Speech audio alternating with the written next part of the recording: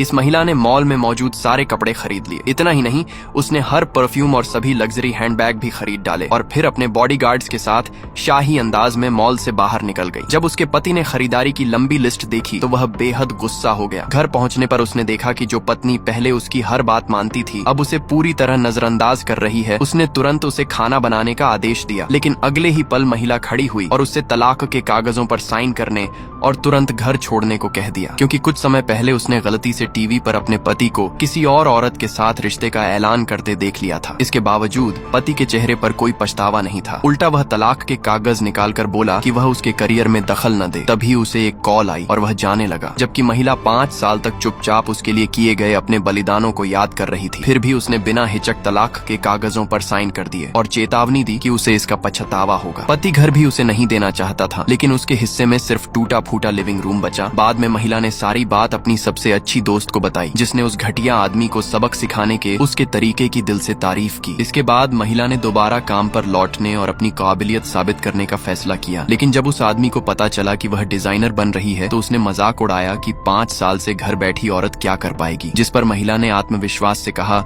कि उसकी सोच बहुत छोटी है। अगले दिन जब वह आदमी कंपनी पहुंचा तो असिस्टेंट ने बताया कि नए डिजाइन डिपार्टमेंट मैनेजर ने ज्वाइन कर लिया है। उसे जरा भी अंदाजा नहीं था कि वह मैनेजर वही पत्नी है जिसे वह नजरअंदाज करता था। सदमे में उसने उसे पकड़ लिया और पूछा कि क्या वह समझौते की भीख मांगने आई है, लेकिन महिला ने शांत होकर कहा कि वह सिर्फ काम करने आई है और वह बेवजह खुद को बहुत बड़ा समझ रहा है। जब आदमी बोला कि वह तलाक रद्द नहीं करेगा तो महिला ने उसकी कुर्सी घुमा दी और साफ कहा कि अब वह उसका बॉस है, इसलिए तमीज से पेश आए। यह कहकर वह पूरे रौब के साथ उसके ऑफिस से बाहर चली गई और आदमी गुस्से से भर गया, लेकिन अब वह कुछ भी नहीं कर सकता था।